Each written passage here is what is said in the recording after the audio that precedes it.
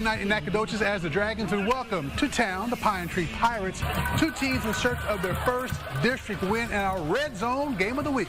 On the Dragons' first drive after a fumble recovery, the Dragons would capitalize when quarterback Michael Lockett, who nearly gets sacked, finds receiver L.J. Leadon in the end zone. That's a touchdown. Early lead 7-0 for Nac. Then it would be the Dragons' defense that would begin to shut down the Pine Tree passing game.